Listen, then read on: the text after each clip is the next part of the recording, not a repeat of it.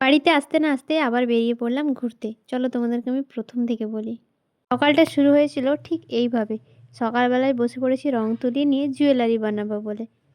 14ই December, কাল 15ই December আছে আমার বিয়ে বাড়ি, আর আমি এতক্ষণে বসেছি হলুদের গয়না বানাবো বলে। ওইদিকে একটু কালার করে শুকনো করতে দিয়ে এদিকে এসেছিলাম আমি হলুদের শাড়িটা সিলেক্ট করতে। যে কোন শাড়িটা পরবো আমি সেটাই বুঝতে পারছি না। এইদিকে মোটামুটি সিলেক্ট করে নিয়েছি কী কী জিনিস আমি নেব। তার মধ্যে প্রায় সমস্ত কিছু আমার প্যাক করা হয়ে গেছে। এইবার আমি যাব কালার করতে, আর রুমের অবস্থাটা খুব খারাপ। শাড়ি সিলেক্ট করে নিয়েছি, এইবার গয়নাতে কালার করব। এতক্ষণ আমি জুয়েলারিগুলোতে কালারই করতে পারছিলাম না, কারণ আমি শাড়ির কালার না সিলেক্ট করলে জুয়েলারি ম্যাচিং করতে পারছিলাম না। এই কালারের আমার কাছে কোনো রকম জুয়েলারি ছিল না, তাই ফট করে একটা বানিয়ে নিলাম। এখনও একটু কাজ বাকি আছে, পরের দিন তোমাদের আমি দেখাবো একদম পরে।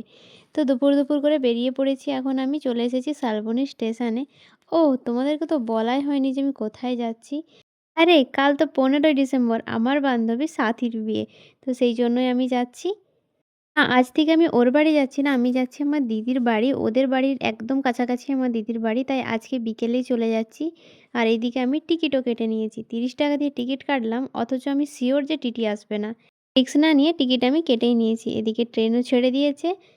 সাথীর বাড়ির একদম কাছে আমার দিদির বাড়ি, তাই আমি আজকে বিকেলেই যাচ্ছি। কালকে সকাল থেকে আমরা সাথীর বাড়িতে চলে যাব, আমার বাকি বন্ধুরাও আসবে। এদিকে আমি রোডে নেমেও পড়েছি। এখন সুমনদা আসবে আমাকে আনতে, মানে আমার জামাইবাবু। ও এসে দাঁড়িয়ে আছে, আমি জাস্ট স্টেশনটা পেরিয়ে তারপর যাব। এই যে দাদা এদিকে চলেও এসেছে, এখন বাড়ি যাব। মাঝখানে শুধু মিষ্টিটা কিনতে দাঁড়াবো। তাড়াহুড়োতে আমি আর শালবনীতে মিষ্টি নিয়ে আসতে পারিনি। ভাবলাম এখানেই কোথাও একটা নিয়ে নেব। গায়ে হলুদ থেকেই আমাদেরকে যেতে হবে সেরকমই কথা আছে, তাই সেই জন্যই আমি আজকে বিকেলে দিদিবাড়ি চলে এলাম, যাতে তাড়াতাড়ি যেতে পারি। সেখানে এসেই আমি আমার পুচু মায়ের সাথে খেলতে শুরু করে দিয়েছিলাম। ও হচ্ছে শ্রীনিধি, আমার দিদি জামাইবুর মেয়ে, কিন্তু দেখতে পুরো জামাইবুর জেরক্স কপি। কথায় আছে না বাপ কা বেটি, একদম সেই রকম সেম টু সেম বাবার মতো দেখতে হয়েছে। এদিকে আমাদের নীলবাবুও চলে এসেছে বনুর কাছে থাকার জন্য। দাদার দায়িত্বটা দাদা বেশ ভালোই পালন করে দেখলাম, যেটুকু সারাক্ষণই বনুর কাছে চলে আসে খেলাধুলো বাদে। এরপর আমার প্রথমেই কাজ ছিল দিদির একটা শাড়ি সিলেক্ট করা, কেননা আমি ভেবেই নিয়েছিলাম যে আমি শালবনী থেকে এত দূরে শাড়ি বয়ে নিয়ে আসবো না।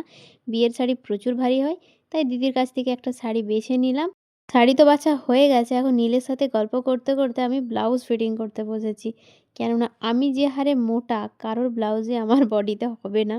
ব্লাউজ ফিটিং করাতে তো আমার মন নেই, আমি তো খেলছি পুচুর সাথে। আমি একদমই সেরম বন্ধু-বান্ধবদের বিয়ে অ্যাটেন্ড করি না। কেননা আমার বাড়ি থেকে সবার বাড়ি প্রায় দূরেই হয়, সেই জন্যই। যেহেতু এখানে দিদি বাড়ি আছে সামনাসামনি, সেই জন্যই এলাম। আর বন্ধু-বান্ধবদের বিয়ে একটা আলাদাই মজা হয়, সবার সাথে দেখা হয়। সাথী হচ্ছে আমার কলেজ লাইফের বন্ধু। অনেক দিন ওদের সাথে আমার দেখা হয়নি। কারোর সাথেই কারোর দেখা হয়নি। ব্লাউজ ফিটিং করতে তো আমি পারিনি। এদিকে বসে পড়েছিলাম একটু মুড়ি খেতে। অনেক দিন পর সন্ধ্যাবেলা মুড়ি খাচ্ছি। এদিকে ছিল চপ, চানাচুর আর একটা পেঁয়াজ লঙ্কা। দারুণ লাগে আমার এটা খেতে। মানে এইভাবে পেঁয়াজ লঙ্কা মাখাটা আমার খুব পছন্দের। চলো আমি দুটি মুড়ি খেয়ে নিই। মুড়ি-টুড়ি খেয়ে নিয়ে এসেছিলাম জেঠিমার সাথে ব্লাউজ ফিটিং করতে। আমি নিজে হাতে পারিনি, টেলারে এসেছি তাই। এরপর বাড়ি এসেই পেয়ে গেছি আমি ডিনার। এদিকে ছিল আমার জন্য রুটি, ২ টো মিষ্টি, যার আমি একটাও খেতে পারবো না। মিষ্টি তো আমি খাই না। আর এইদিকে আমার প্রিয় ছিল তড়কা, তাও দিয়েছে ১ বাটি। এত আমি কিভাবে খাবো জানি না। তো যাই হোক, অনেক করে বলার পরও কিছুই কমায়নি। তো আমি খেতে বসেই পড়েছি। যদিও আমি এত কিছু খেতে পারবো না।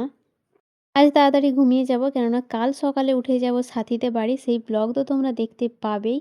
অনেক বন্ধু-বান্ধব আসবে আমাদের, অনেক প্ল্যান আছে, অনেক মজা করব। চলো তাহলে আজকের ব্লগটা এখানেই রাখছি। দেখা হচ্ছে পরের কোনো ব্লগে। আজকের মতো আসি। টাটা।